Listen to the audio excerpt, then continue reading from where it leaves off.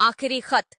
यह कहानी एक छोटे से गांव की है, जहां सावित्री देवी नाम की एक बूढ़ी महिला अकेले रहती थी। उनका जीवन अपने बेटे अनिल के इर्द गिर्द घूमता था, जो कई साल पहले बड़े शहर में नौकरी करने चला गया था। अनिल ने शहर जाकर पढ़ाई पूरी की और वहां की चकाचौंध में अपनी अलग दुनिया बना ली। सावित्री एक मां के रूप में बेटे की तरक्की से खुश थी, लेकिन वह अपने अकेलेपन को नजरअंदाज नहीं कर सकती थी। गांव की कच्ची गलियां और पुरानी हवेली अनिल के बचपन की यादें समेटे हुए थीं, और सावित्री को भरोसा था कि एक दिन उसका बेटा लौटेगा। सावित्री का हर दिन बेटे की बाट जोहते हुए गुजरता। सूरज की पहली किरण के साथ वह दरवाजे पर बैठ जाती और हर गुजरने वाले को उम्मीद भरी नजरों से देखती। गांव के लोग उसकी हालत देखकर दया जताते और कहते, अम्मा, अनिल तो शहर का हो गया है, वो यहाँ क्यों आएगा? लेकिन सावित्री की उम्मीद कभी कम नहीं हुई। उसके लिए अनिल के बचपन की यादें, उसकी लिखी चिट्ठियां और उसका वादा ही सब कुछ था। शुरुआती दिनों में अनिल अपनी मां को चिट्ठियां लिखा करता था।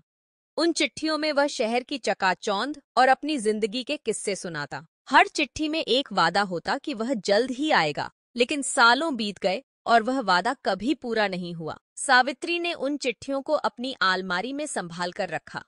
हर चिट्ठी को वह बार बार पढ़ती, मानो वह चिट्ठियां नहीं, अनिल का साथ हों। समय के साथ गांव में बदलाव आने लगा। मोबाइल फोन और इंटरनेट ने चिट्ठियों की जगह ले ली, लेकिन सावित्री के लिए वह पुरानी चिट्ठियां ही अमूल्य थीं। मोबाइल पर अनिल ने कई बार अपनी मां से बात की, लेकिन सावित्री हर बार यही कहती, बेटा, फोन से दिल नहीं भरता, तू खुद आ जा। सावित्री की उम्र बढ़ने के साथ उनकी सेहत भी बिगड़ने लगी। अब वह ज्यादा चल फिर नहीं पाती थी। गांव के डॉक्टर ने उसे आराम करने की सलाह दी, लेकिन सावित्री ने जवाब दिया, डॉक्टर साहब, आराम तभी करूंगी जब मेरा बेटा अनिल मुझे देखने आएगा।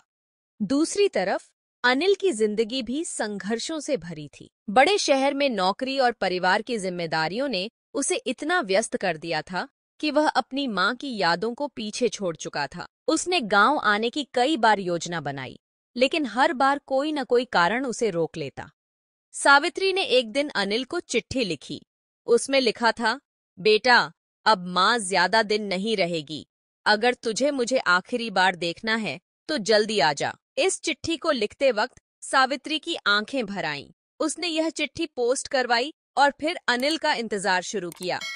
अनिल को जब यह चिट्ठी मिली तो वह बेचैन हो गया। उसने अपनी पत्नी से कहा कि वह गांव जाना चाहता है, लेकिन नौकरी की व्यस्तता और शहरी जिंदगी की प्राथमिकताओं ने उसे गांव जाने से रोक दिया। उसने फोन करके अपनी मां से माफी मांगी और कहा, मां, मैं जल्दी आऊंगा।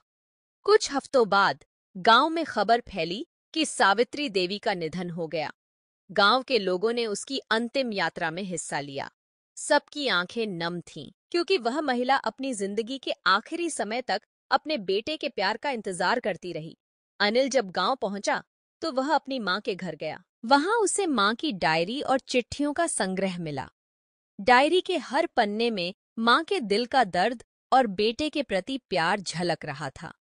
अनिल को अपनी मां की वह आखिरी चिट्ठी मिली, जिसमें लिखा था, बेटा, मैं जानती हूं कि तू मुझसे प्यार करता है, लेकिन तुझे अपने काम में फंसा देख मैं तुझे कभी रोक नहीं पाई।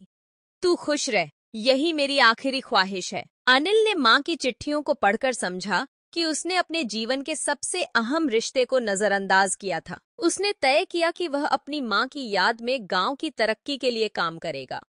अनिल ने अपने मां के नाम पर गांव में एक स्कूल खोला। उसने बच्चों को शिक्षा देकर अपने मां के सपनों को साकार किया। अनिल ने गांव के बच्चों और बुजुर्गों के साथ समय बिताना शुरू किया। वह हर दिन अपनी मां की याद में कुछ ऐसा करता जो गांव के लोगों के लिए फायदेमंद हो। सावित्री की चिट्ठियों को उसने संग्रहालय का रूप दिया। वहां गांव के लोग आकर उन चिट्ठियों को पढ़ सकते थे और रिश्तों की अहमियत को समझ सकते थे। अनिल ने अपने जीवन को रिश्तों और समाज की सेवा में समर्पित कर दिया। उसने समझा कि असली खुशी दौलत में नहीं, बल्कि अपने लोगों के साथ समय बिताने में है। गांव में अनिल ने कई नई परियोजनाएं शुरू की, जैसे महिलाओं के लिए कौशल विकास कार्यक्रम और बुजुर्गों के लिए स्वास्थ्य सेवाएं। अनिल ने हर दिन अपनी मां की सीख को याद किया और अपने काम में उन्हें लागू किया।